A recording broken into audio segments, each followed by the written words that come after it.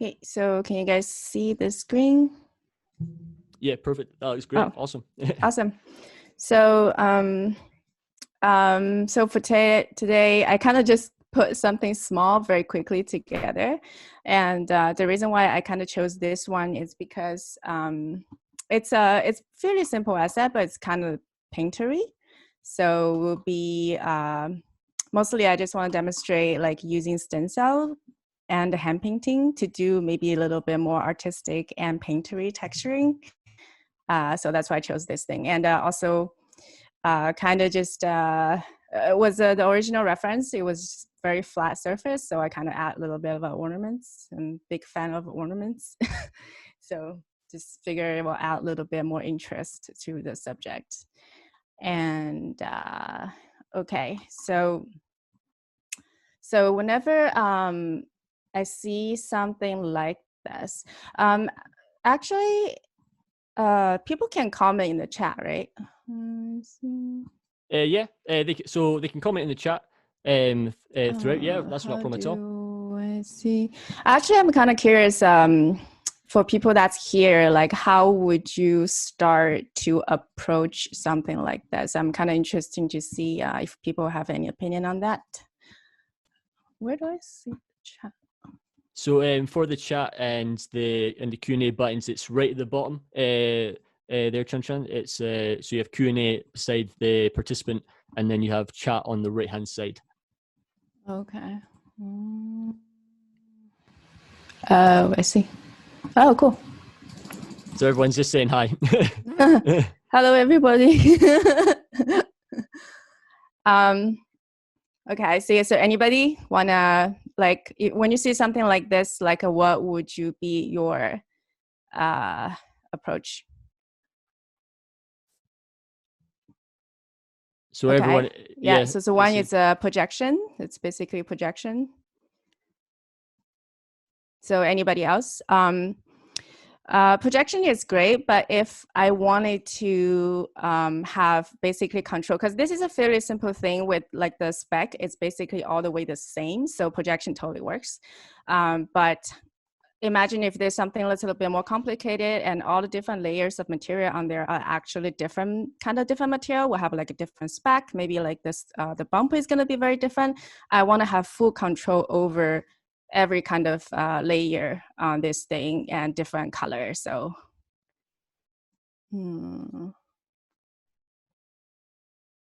yeah, that's pretty good. Create color for every layer and create mask for them. And that's pretty much how.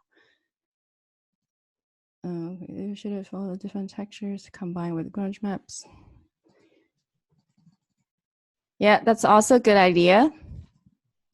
So, okay, I will show you, obviously, there's so many ways of doing the same thing. So I'm just going to show you normally how I would approach something like this.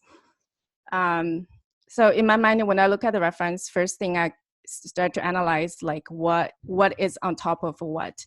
I always like to build my asset according to maybe how the different materials layered in real life.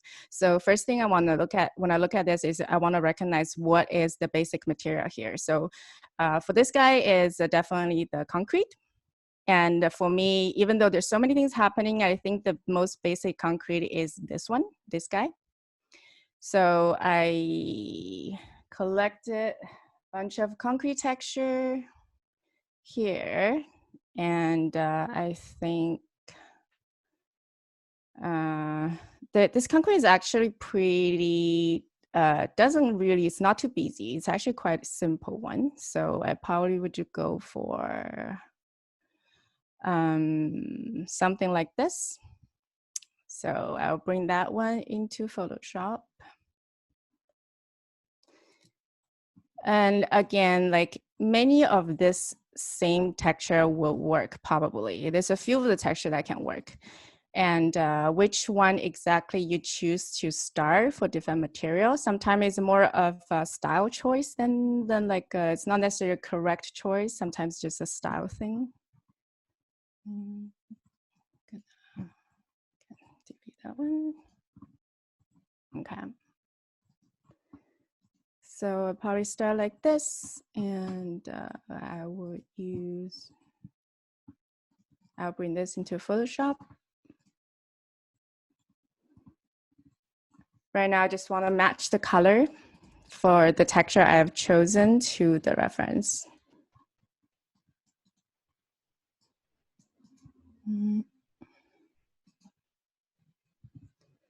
Those things will be okay.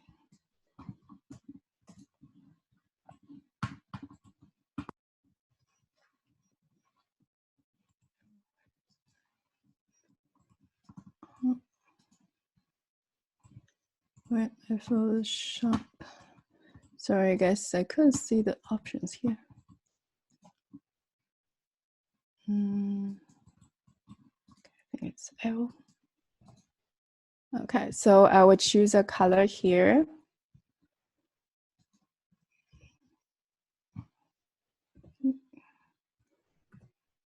Oops.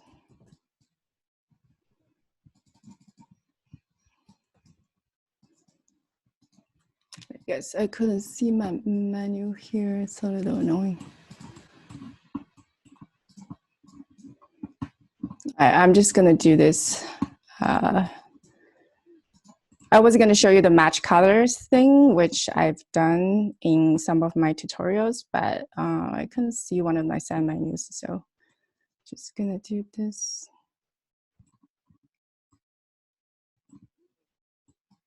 So I'm just trying to match it as closely as I can. Probably a bit darker.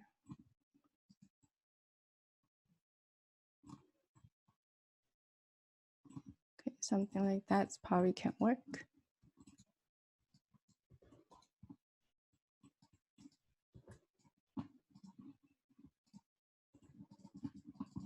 So now back to Mari. I'm going to import that texture.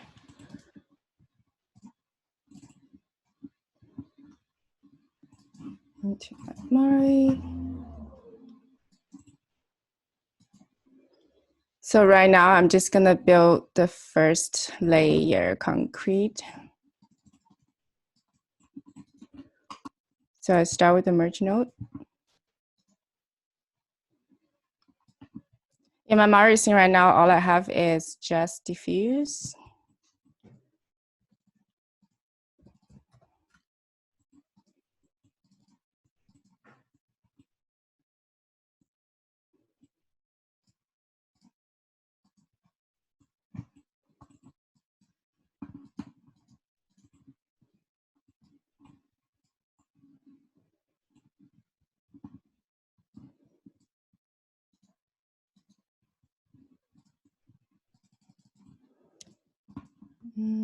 So this texture is not as simple and clean as the reference. And sometimes I do prefer something that's not too simple, even though it might not necessarily match the reference exactly, because we can always reduce detail later if we want. But having some extra detail on it, having something to work with, while we're laying on more different textures is definitely a good thing to have. So I think that looks all right for what it is. I might need to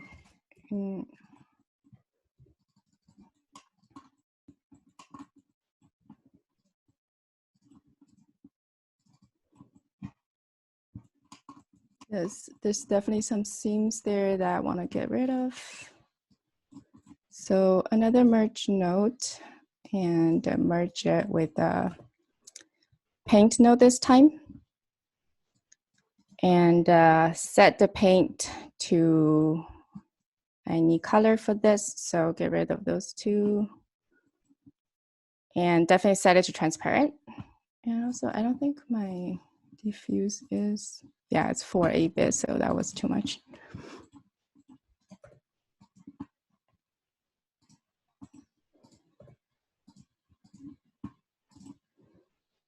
So 4/8-bit, just to match the channel, so it's not going to cause a problem later. So I just want to get, because I have a UV scene here, I just want to get rid of this quickly.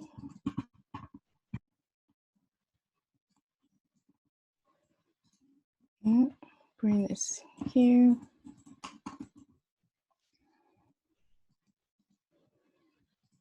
So in general, I use this brush almost 90% of the time. I like the super soft brush because we don't see brush edge. It's super practical when you try to paint with a brush where it's not going to create any edge for you.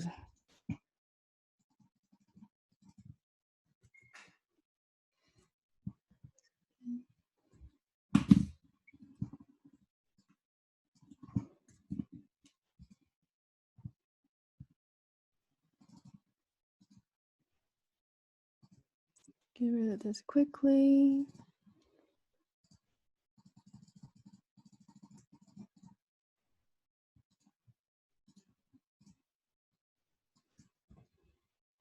And press B to bake. Normally, I always set it to, I have to press B to bake. It's not, oh. Wait, what happened to my Mari? Okay.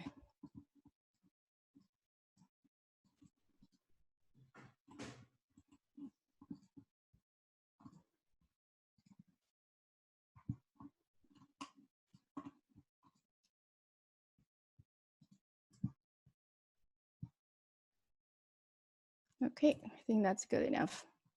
There's so many different things on top of this, so this thing doesn't really have to be very clean. So now we have some basic texture for the concrete. The next thing, I always try to construct like what should be next, what's on top of that, and what's on top of the next one. So for me, the next one should be the white one, the white color you see here, those drip things. But I kind of feel like those drip thing, white thing always go around the edges of the yellow. So for me, I will actually go for yellow first, just to lay out what I expect those things is. And then I will have kind of like an idea of where the white edge thing is. Because I kind of feel like where the white is kind of in relation to the yellow. So the next color I will add is probably the yellow color. And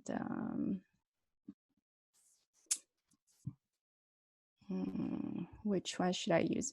I think I'm going to use this one, but I'm also going to adjust a little bit just to make it a little bit closer to the color I see here.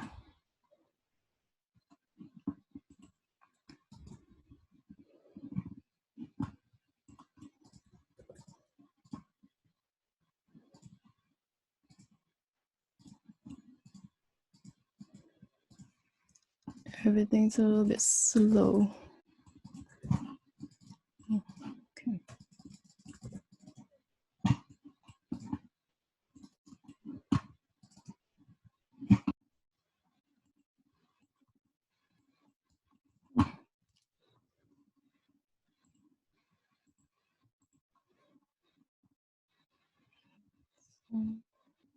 Oh, here. I didn't see that.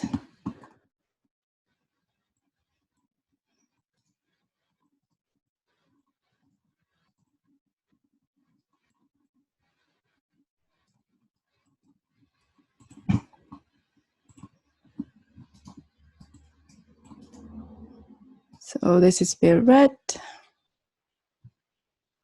It's actually a really good practice, this kind of stuff. Try to match color just by using the color slider, because do that a lot at work. It's a really good training for your eye, actually. Yeah, it's very close.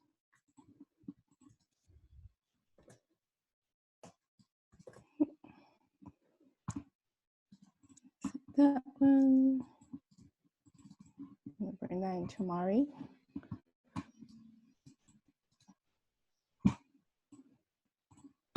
Okay.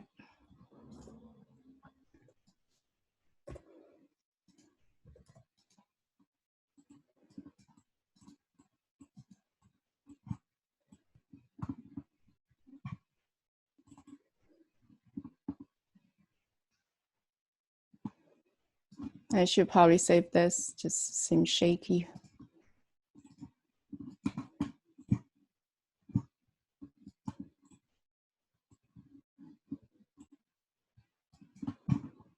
It's definitely too big, like those cracks. Gonna make it a bit realistic size. And also gonna, do I see the seams? Sometimes you don't necessarily have to get rid of seams for every material if like the area you require the material to be at is nothing close to it. So why do that extra step? So for this guy, everything seems to be fine. Those cracks are still a little bit too big. It's a little bit, make the thing look small. So that's a bit better. Okay, so for this guy, I'm not gonna start with just start painting the mask for the material. Because my model structure is a little bit more complex than reference, and I wanna use that. What I've decided ahead of time is like the yellow, this yellow color is gonna be more on the surface of the geometry. And I kind of want to put this white color right behind it, kind of more at the cavity of the geometry. So I kind of made that artistic decision ahead of time. So that's what I'm going to do, which it brings out the substance scene. So I already baked the substance scene with my high resolution ZBrush file with the high and low geometry. So you got all that detail. This is the one thing I really like to do when I'm making my own asset is to always make sure that I have some surface detail that I can work with. Especially I know I will bake a lot of the masks from substance. This kind of stuff always make your mask, even if you just randomly assign a smart mask, like a smart, just something random.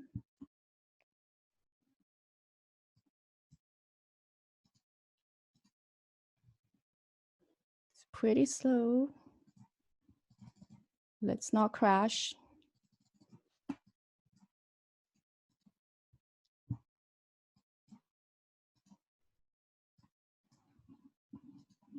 Okay. Even if I just pick something random like dust.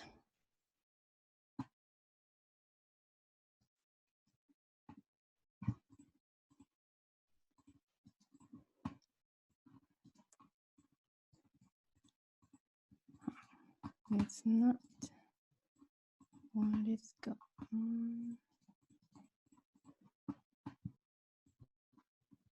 Oh, wow. Okay, let's try this.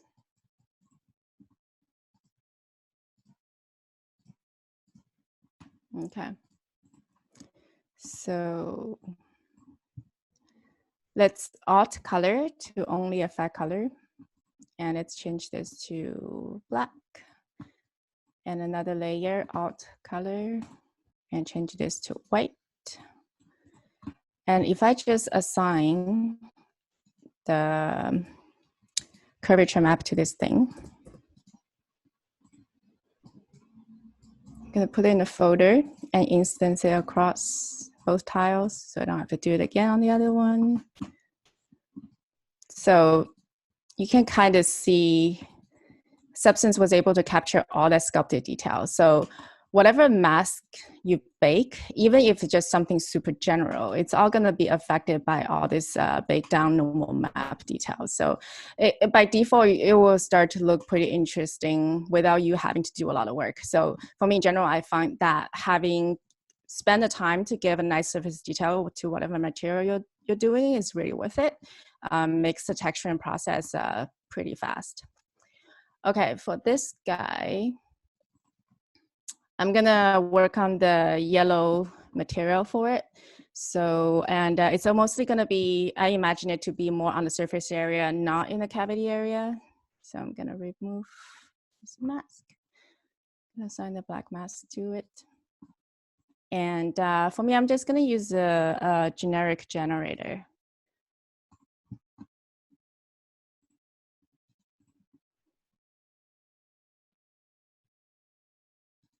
I'm gonna save this as well.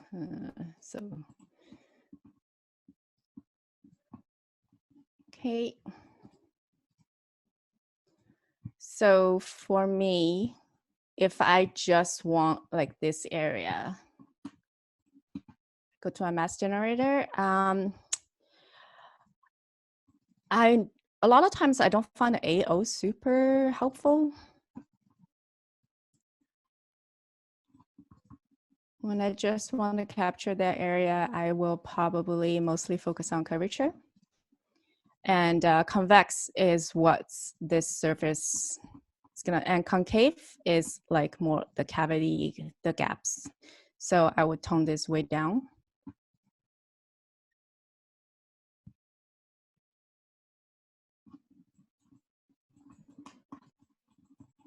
Maybe tone this up a little bit more. It's a little too covered all over. We definitely don't need that.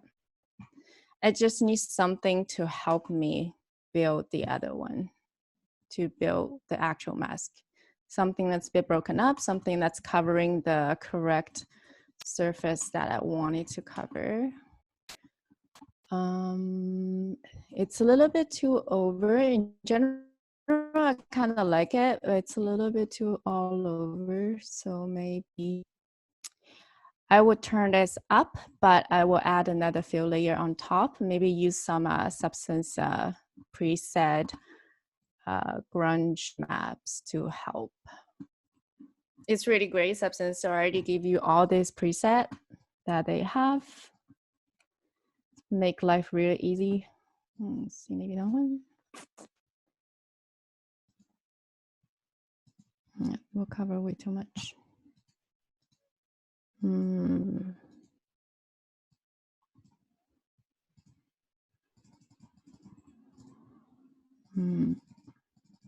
I will try this one. It's all a trying process. Like until you actually put the texture on the thing, you never really know. So it's really about trying maybe 10 and find the one that's best. Then your texture will look better. I'll multiply that one. Well, it's not bad. I want to see how it's broken up the surface. Maybe is it the area that I want? Maybe I have to move it a little bit.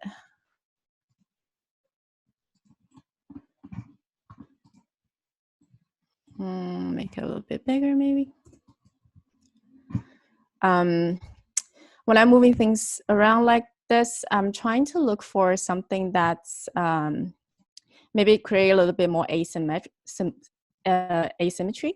You know, like if half of the thing, if I move this thing like right in the middle, it's gonna be less pleasing to the eye. So in general, it's like how the thing is breaking up the mask is more pleasing to the eye. So asymmetry definitely helps. Or if you have more like specific story you try to tell with this thing, this is when you make those decisions. I think this is pretty good. I don't really have a story to tell here, not so much. So I'm just purely looking at it as how it looks. I can't, that's not bad.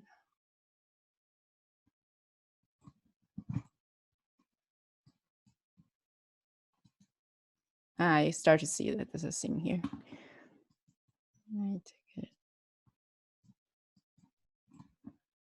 Hopefully Substance will have a real UDM soon.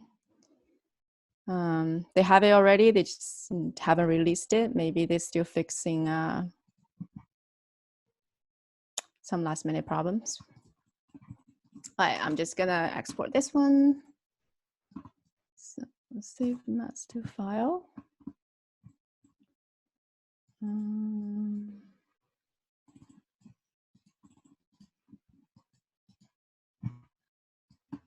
SP.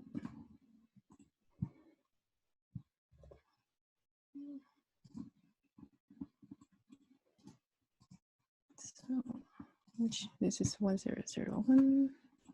Wait. Yep.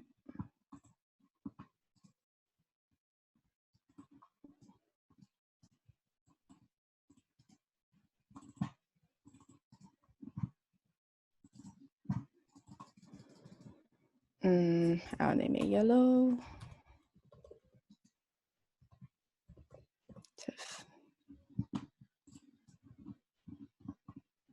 Okay, I'll go here.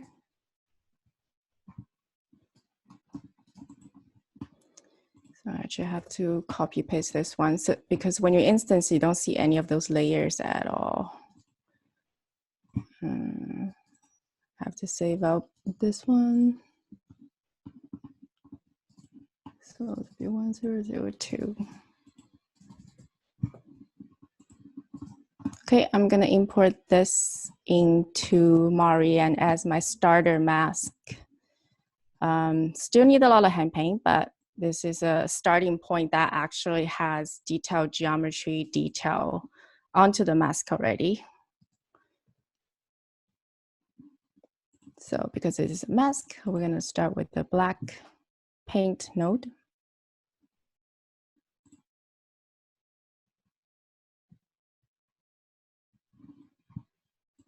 Come on.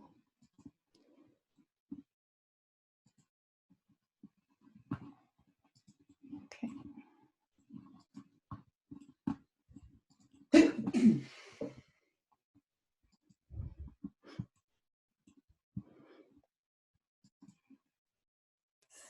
Very slow. Any black.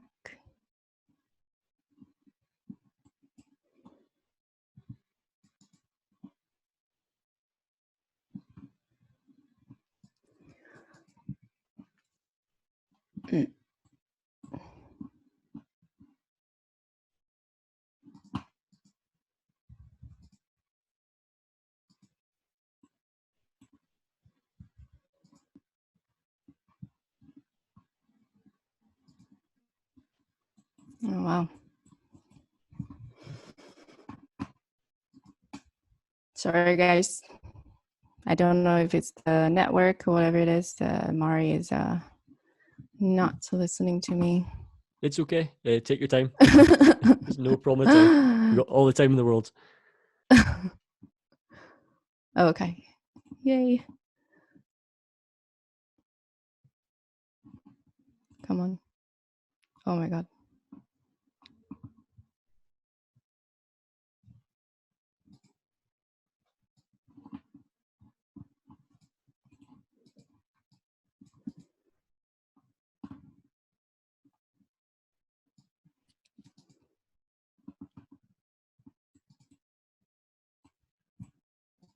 Okay.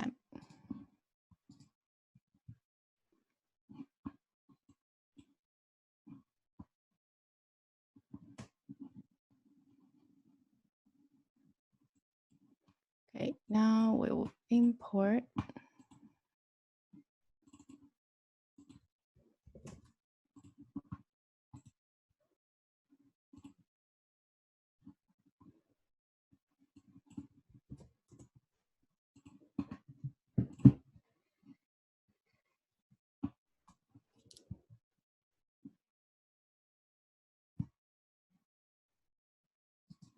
Cool.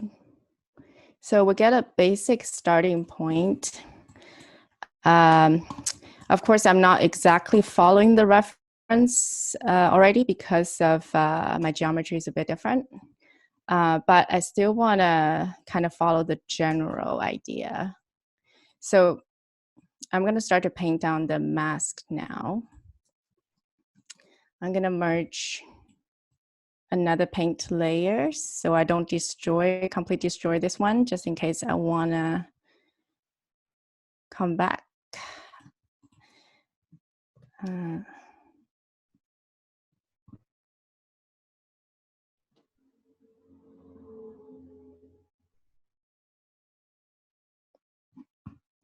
So for this guy, I need it to be transparent. And as you can see, well, Mari is thinking, as you can see, the mask I got from Substance is quite broken up.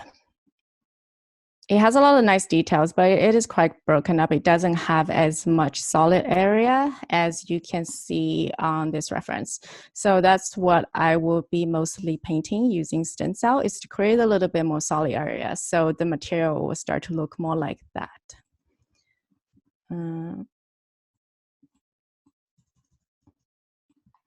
Okay. So I collected a few stencil for this. If I can drag them in here. Okay. So my all-time favorite stem cells, I think it's all from plaster material for some reason. I guess it's just because it has this pretty organic edges that I can use. So we need to paint white mask on this. So I will change this to inverted luminance. That means I'm going to be using the black area of the mask. But the color when I'm painting is white. So I'm going to change this to white.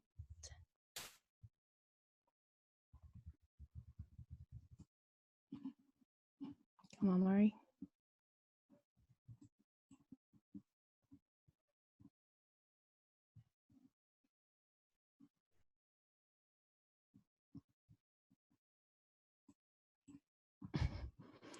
The color picker is always a little bit of a annoying thing for the later version of Mari.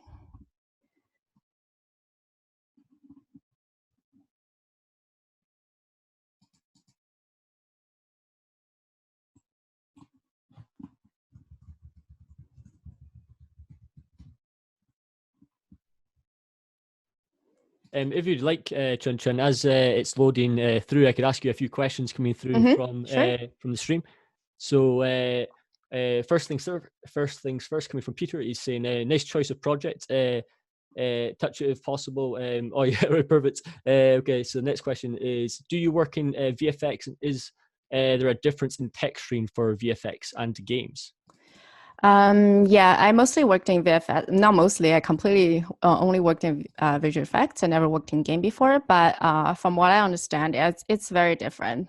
I guess the biggest difference is that when you texture for game, not that it's based on my experience, from what I understand, is that obviously everything is real time.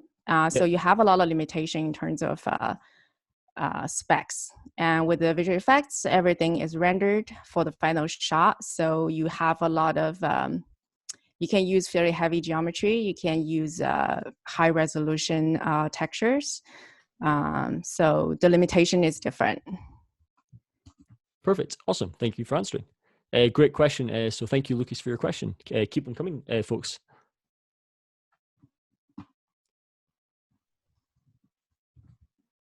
So as that's loading, the next one's coming through. Once again from Peter, he's asking, do you choose the Nuke style node graph just as a preference for due to screen space? Yeah, pretty much. Perfect. Just looks simpler. Yeah, you can't go wrong with that. It's all about simplicity at the end of the day. Yeah. It look less busy. It's like so many nodes already like looking complex. And if I have way too many lines, and just give me anxiety. Yeah. Because that's one of the things I learned as well when I was watching your content is you change yours up as well, because you do yours vertically instead of horizontally. Yeah, mine is pretty much I just used it. I just based it on Nuke because that's what Nuke nodes look like. No, I understand. Right. So let's the other way looks a little bit more like shading network inside of Maya. Yeah. So it's really up to you, whatever you're comfortable with, whatever is more efficient because you're used to it. So there's no right way of doing it at all. Completely agree. Okay, I'm gonna try to paint something now. Yeah, it's okay. Far away. So yeah, let's paint. Actually, paint on this mask. So everything's a bit laggy. I assume it's because of share screen and everything. So I'm gonna do it slowly. So yeah, so I'm using the black area. Well, this area is a bit gray, but I'm painting white mask. So I'm actually adding more to that yellow mask. It was always, I don't know about like everybody else, but when I first started, it was always a puzzle to me, like how do you control your paint, but without looking like you just hand painted it. For me personally, I find that just whenever you like right now, I'm just going with my brush strokes. I am hand painting, but I'm using a stencil to control that, to make sure that everything actually looks natural because of the stencil, because the stencil is from an actual photo. So that kind of limit my strokes to make sure that it never look like hand painted strokes. When you're painting something that's like super specific, sometimes the shape can be very specific. When I was painting my Buddha mask project, where I was trying to copy the photo as much as I can, and there's just a lot going on. The way you kind of do that is you observe the shape and you rotate your stencil around to match the shape as well as you can, and use certain area to copy the photo, basically. It's a bit of a pain. It's a slow process because you're constantly rotating your stencil. You're constantly trying to find the right place to use so that it looks like the reference. It's not the most freestyle, quick process, but at the same time, at the end of the day, you're gonna have something that matches the reference really well, but at the same time, it never look hand painted. So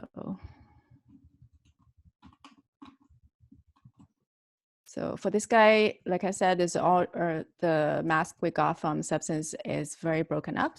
So I'm going to try to create some more solid area, so it's not just all broken up. That because if everything is just broken up like that, it's very uniform look. You want to have broken ups, you want to have clumps, you want to have a few different things going on in your one texture for it to look good in the end. I think that's the key. Like whenever you try to decide what color to use, how a mask looks good, for me, the key is always look for contrast. So if everything is broken up into pieces, then you need something that's have a bit stronger shape to it, something that's more solid. And if everything's too straight, then you might need something that's like break up that straight line. It's pretty slow. I'm gonna try to match, the shape is different, but I'm gonna try to follow the shape of reference a bit. You can see how the stencil I'm using here, the kind of broken up edges, is pretty close to what we see here with this guy. Well, they're both plasters. That's probably reason, but that's also the reason why I chose this stencil, because it does match that reference.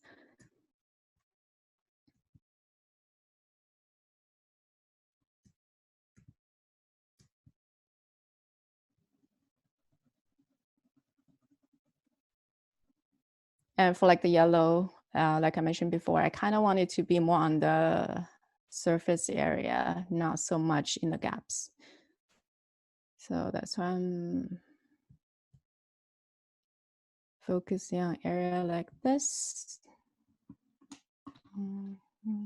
One of the questions that's actually came through is from Ongel. Hopefully I'm sorry if I butcher anyone's names, I do apologize. He's wondering, do you always work in Substance before jumping onto Mari for getting full result in procedures and painting?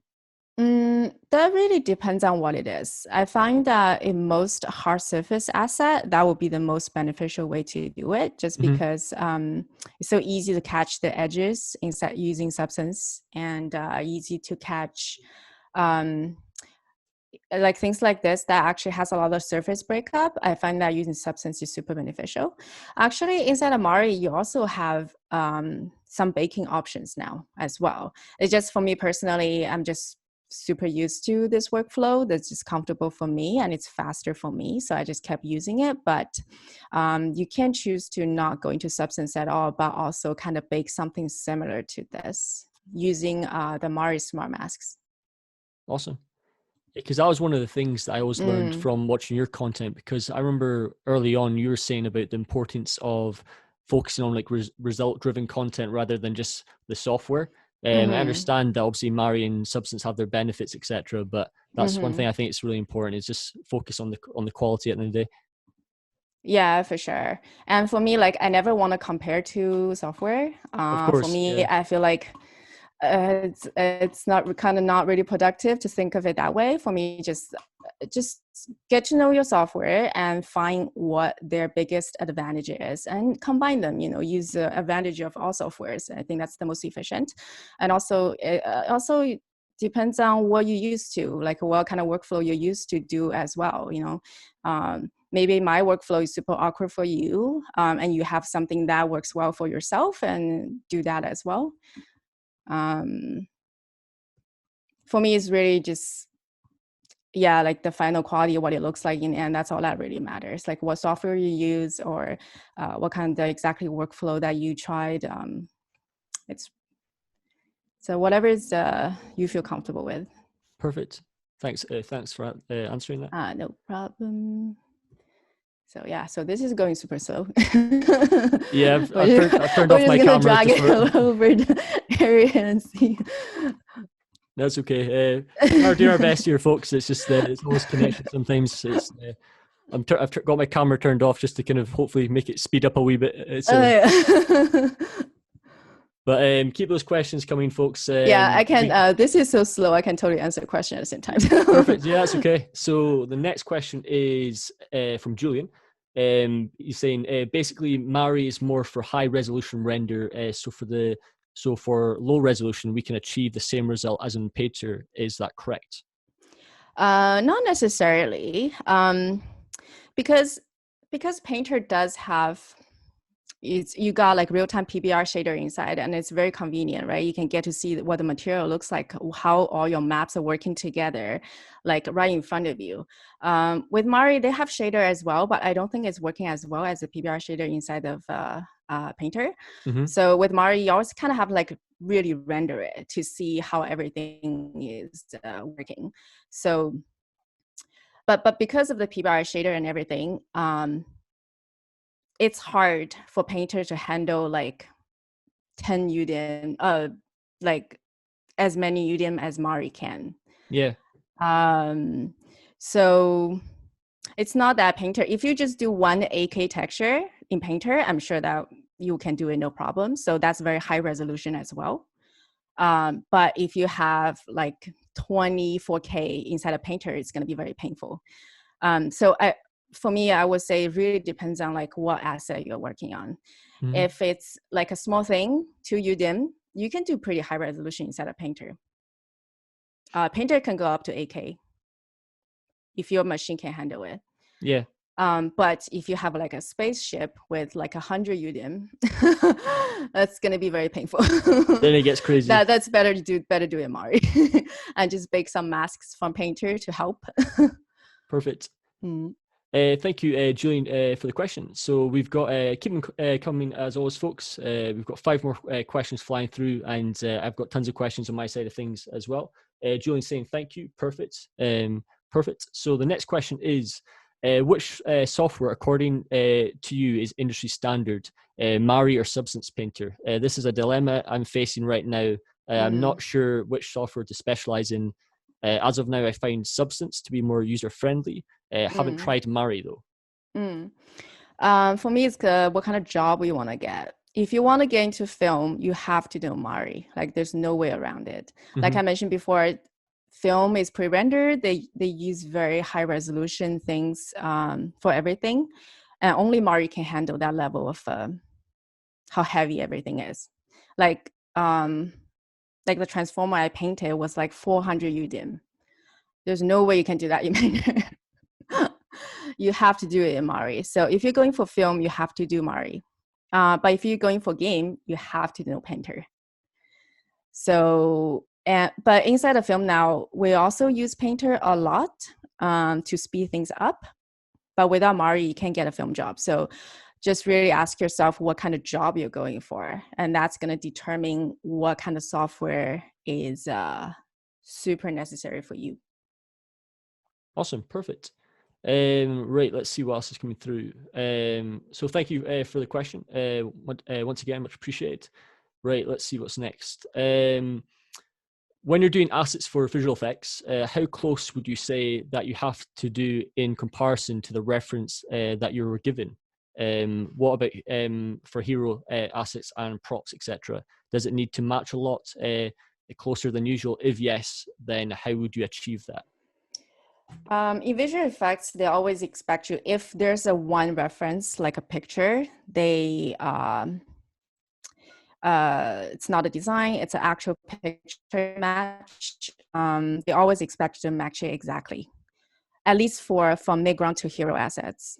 For background, maybe not so much, because they're probably not going to give you so much time to work on those things anyways, and they don't expect you to match it exactly within that short amount of time for background assets. But I would say even for background assets, if there's a picture to match, they will expect you to match it exactly. Perfect. Yeah. Thank you very much. But let me know if I'm going too fast with the questions. Oh, no worries. I'm trying to get the balance right. No, it totally works. This is baking is very slow.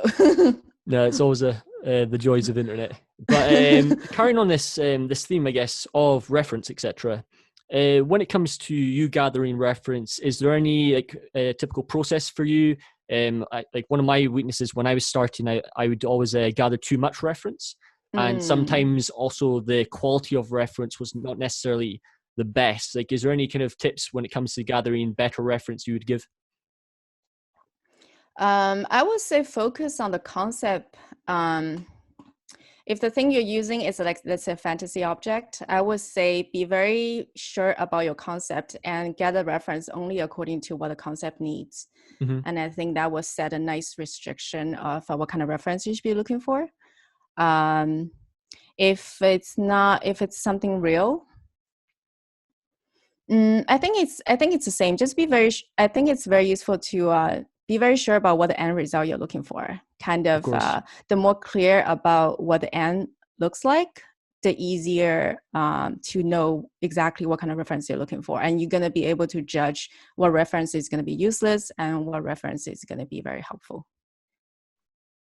Perfect. Because like another one, like I know we all do it, and I'm pretty sure everyone in the stream is like the importance of obviously having like your own texture library. So Yes. any approach, just gather as much as you can, I guess, and just keep exploring, taking photos, etc. All these different methods. Yeah, for sure. Yeah, having a texture library is super important. Right. Okay.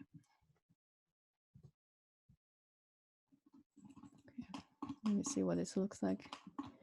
I'm gonna work from the bottom a little bit to add a little bit more solid area for this from the bottom. Try to follow the reference a little bit.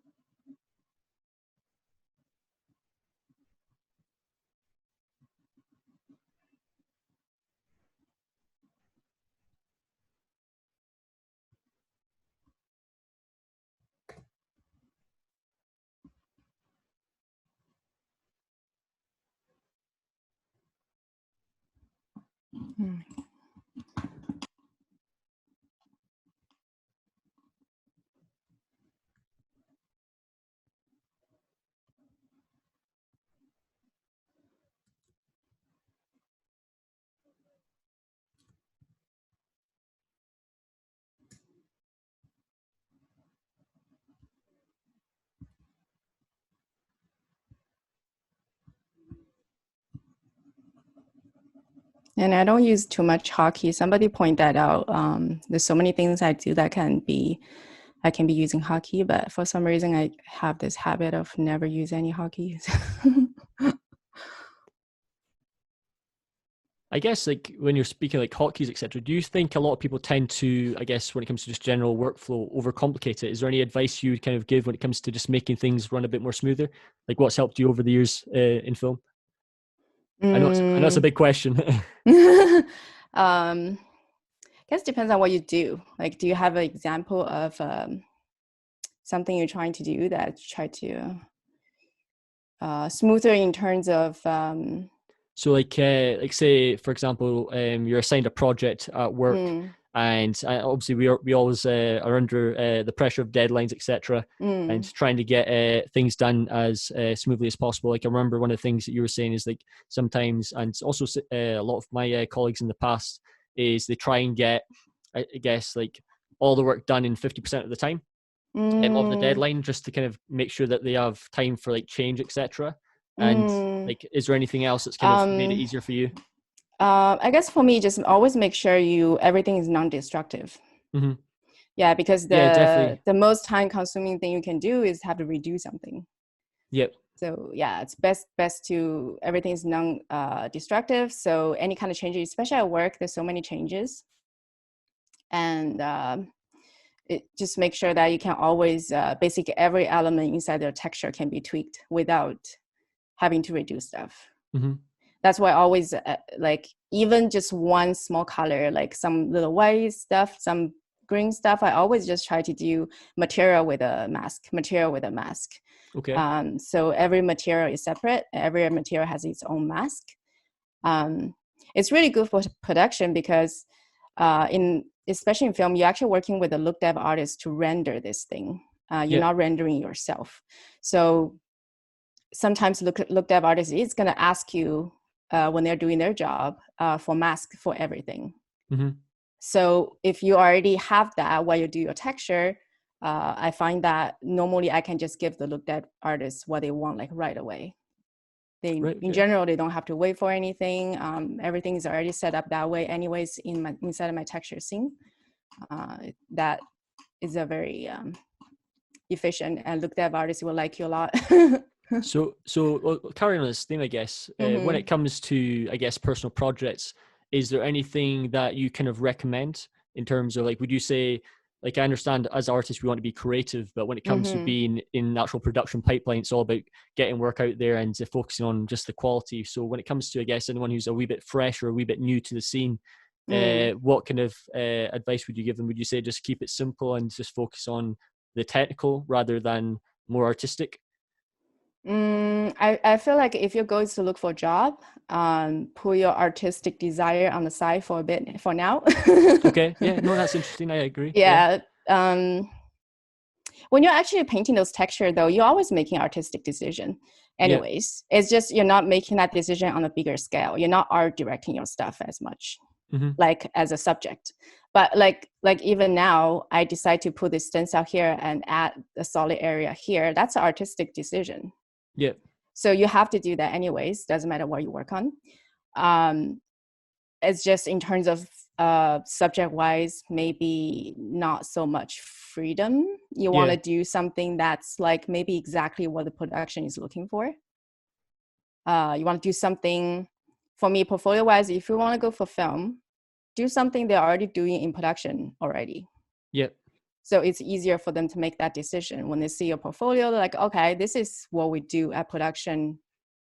uh, we can totally imagine this person working for us and produce things that basically looks like what we do day to day. Just very easy for them to make a decision to maybe give you an interview or hire you.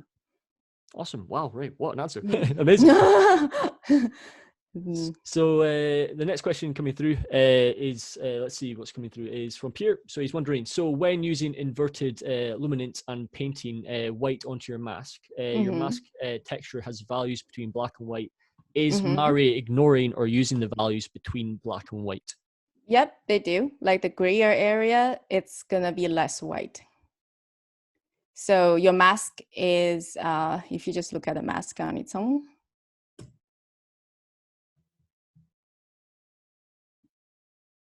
And that's actually one of the things I really like about this whole function, the whole luminance function, because not only I can use the shape of the stem cell. So if you look at the mask, not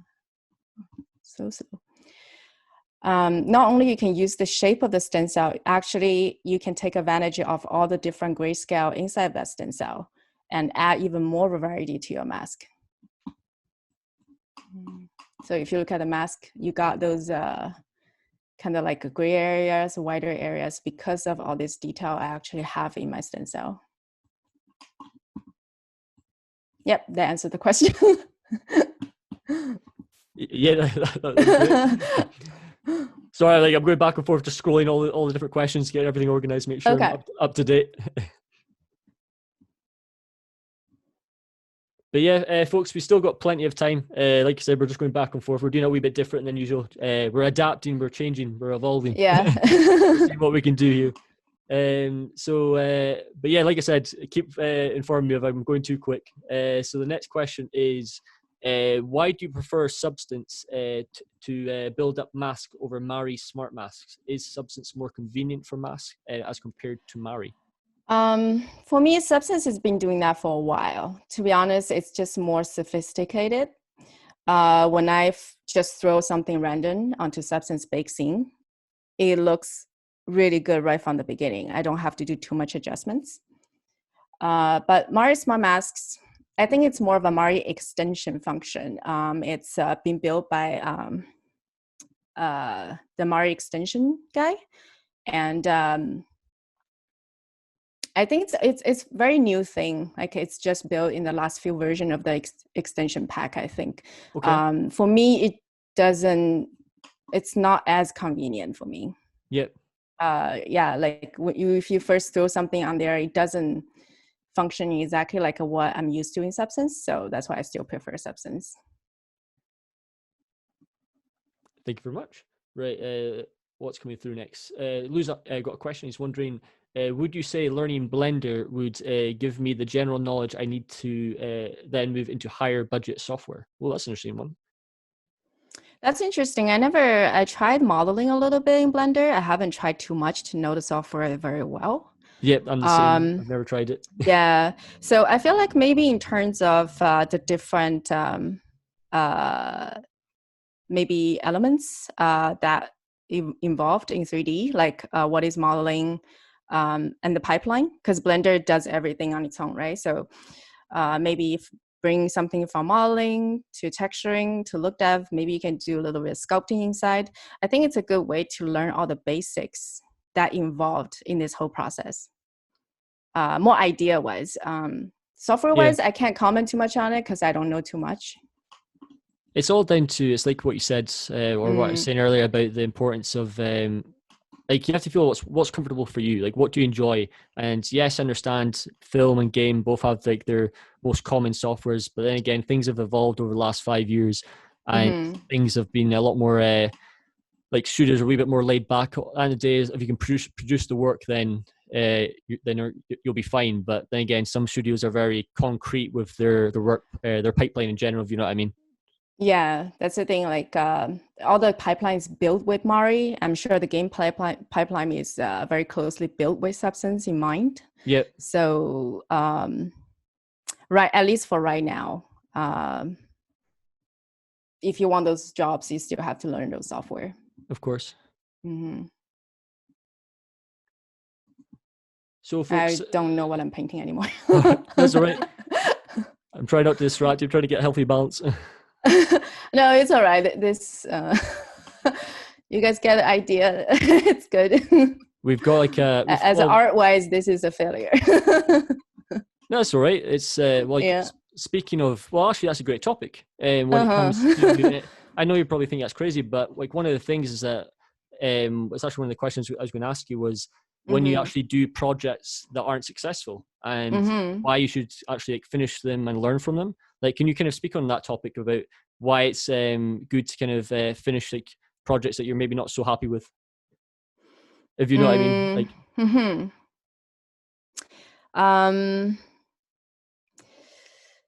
like anything you do, you learn from them. Yep. Even if you didn't finish them, you learn something, right? Anything that the entire process, I feel like either you practice something or you learn something new. Like anything, if you're actually doing something, you are learning from them. You don't necessarily have to finish them to learn. Yep. Finished stuff is more of, in terms of habit, that's a very good habit.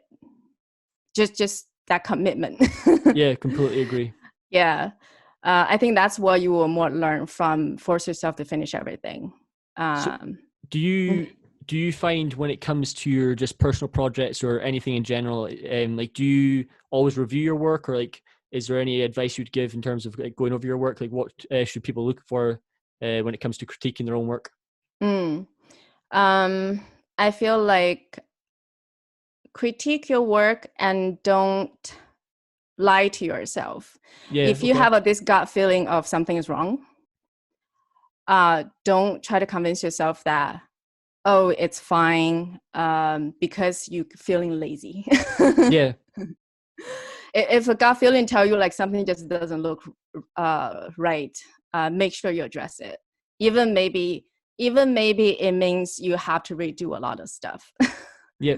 Because, well, speaking of Mm-hmm. like just like reviewing your work and just your art, like you nailed it there. Like at the end of the day, it's all about problem solving. Mm-hmm. And like that was the one of the things that when I was starting out really kind of made me kind of wake up in so many different ways, because like you have to problem solve all the time as you're on the job, you're working away, you're trial and error, you name it. And Mm-hmm. like, what's your thoughts on problem solving? Is there any tips and advice that you've learned over the years? In terms of problem solving, I think that's just a skill you learn. Yeah. The more you force yourself to solve the problem, the better you're at it. So would you say people should start focusing on, I guess, maybe give themselves more strict deadlines, Um, or maybe just mm, focus on actually just getting the quality there, especially for beginners, I guess. yeah, I think so. If you actually want, if whatever you are making, there's a purpose to it. Let's say you want to put together a portfolio and you want to get a job, then quality trumps everything. Only if you just have like one thing. But if that one thing just looks really good and maybe you really put a lot of time into that one thing, maybe you've done it like 3 4 times to get to that point, it's all worth it if in the end you have this one thing that's super high quality, that is very geared towards exactly the job you're looking for. Yeah, Yeah. perfect. Thank you very much. Oh, no problem. So I think what I'll do, I'll turn on. Well, it depends. For this, I think what we'll do is I've still got a few more questions. Mm-hmm. Everyone who's tuning in on my side of things, because Okay. obviously things are kind of slowed down when it comes to just the softwares. If you guys have any more questions, like I said, keep them coming, and I'll have questions on my end. But we'll see how things go. I won't drag it out, but I have questions already on my side, like I said. So Lou says thank you, Chun Chun. So appreciate it. Awesome, Lou. Thanks for asking the question. So next question is from Andres. By the way, as well, Chun Chun, if you can also see the questions as well on your side of things, Mm-hmm. if you Yep. ever miss out. Okay. So if you're creating a texture demo reel, would it be okay to texture and showcase a purchase model, a model from a group collab? Perhaps if you have a complicated model, but the texturing is what you want to sell yourself with, would that be acceptable in a reel? Yeah, that's totally acceptable.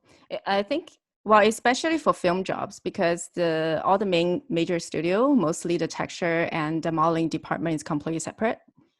So for a film job, that's totally acceptable. I'm not too sure about game because I know a lot of people actually model and texture their own thing. I looked at their own thing. So, Yeah. but for film, yes. So, actually, so when you were saying earlier about look dev, what is it that you feel that beginners or just artists in general who want to go down the field of texture need to know? Because I understand that there's so many things that look dev plays such a massive part, alongside obviously Mm, lighting, etc. Like, mhm. what's your thoughts on look dev and going into it? I think if you want to be a texture artist, it's super duper to learn look dev. It's super duper important to learn look dev. Because when you hand look dev artists those textures, they have to make sense. Yep.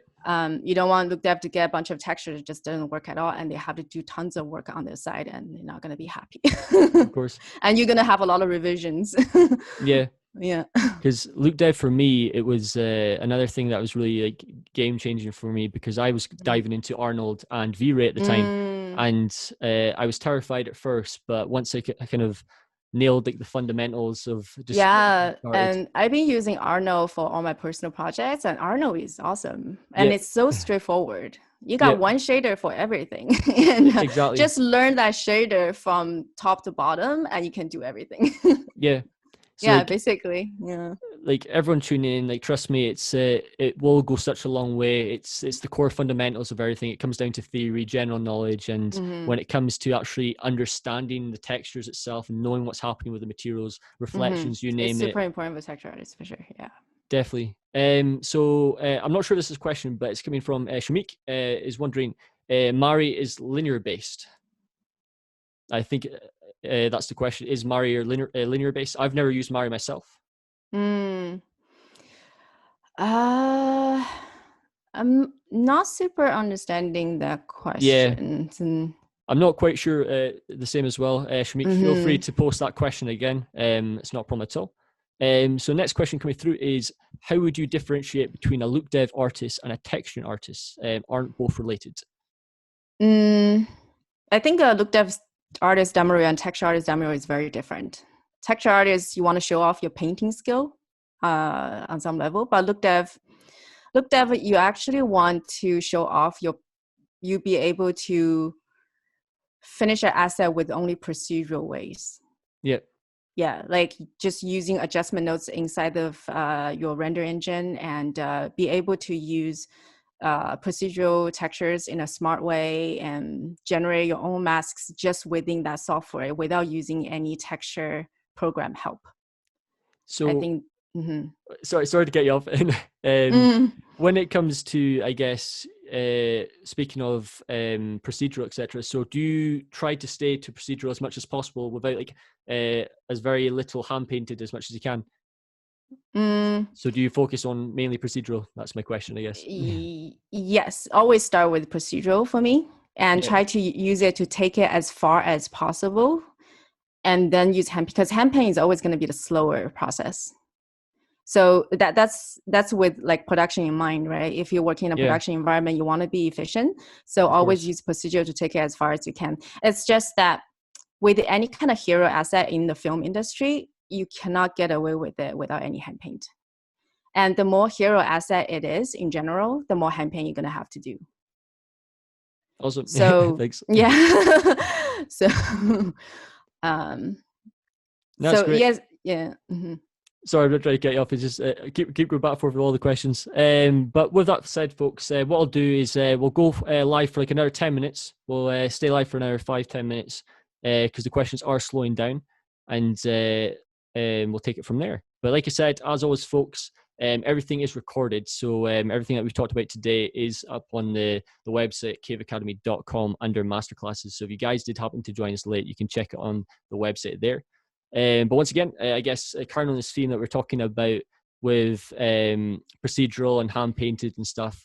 If anyone has any questions about all the stuff that we talked about today, or even the project that she's worked on, I know she's only talked about it for a wee bit of time, but if you have any questions about her pipeline, feel free to ask away in the Q&A. So next question actually just came through is, I have heard in VFX pipeline there will be a high-res photos available to texturing artists to project. In that case, how will generate the isolation masks from those projected textures? That depends on exactly what the asset is. That's one way of working. To be honest, in my own career, I barely use that method. Okay. In most cases, I try to build my own material from scratch as much as I can, because that gives me more control over everything. Like when I was building my texture, I already got all the masks going. So, but I do know a lot of people also use that method. You project one image and then you try to generate masks for different material from that image. You do that by turning it black and white. That really depends on what image. Yep. If the two different material you have on the image happen to have a huge value difference, like enough value difference for you to turn it into something black and white and actually extract the material out of it. But that really depends on what it is. There's no guarantee it's always going to work. Perfect. So it's more of a specific problem solving when you have that asset. That's just one way of working. Of course. It's always trial and error going back and forth depending on which asset, like you said. So I think what we'll say the next question is the last one coming through. So Aya's wondering, for a texture artist, what are some things you don't like seeing in reels? Thank you again, Chun Chun. That's actually a catalyst for so many other questions. So I think I could ask you a few after that. When it comes to, we can talk about portfolios. So what questions. Is this basically asking what I consider as a bad texturing reel?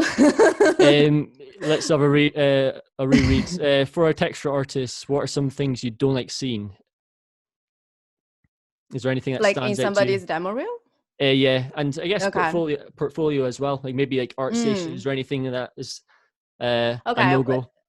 Where I can tell that they did not follow any reference and they imagine where the rust is. They imagine where the how the breakup looks. It's everything you can tell is from imagination. It does not follow any real world reference. Yeah, that's definitely. Yeah, especially with software like Substance. It's so easy to just drag a smart mask to be like, oh, this looks super cool. And that must, be very cool on my asset. But actually experienced people can always tell. I think you just throw the smart mask on there. I don't think you're putting a lot of effort. Yeah. And I don't think you were looking at reference when you done it. So that's that would be bad. Like the one thing is always obvious is like you can tell when people aren't like layering them, as in like which materials underneath and what's going on top, etc., and stacking up from there. And I guess like another thing when it comes to portfolio, in terms of layout. So when you're looking at a portfolio for a texture artist, I know obviously for material artists they tend to use like the spheres to show all their work. For substance designer is I understand that it's important to know the process of how to make an asset, etc. But how would you kind of lay it out for artists? Is there any kind of layout you'd stick to? Like the sequence of the portfolio, how you organize your portfolio? Yeah, I would say like just like presentation wise, just to make it as strong as possible.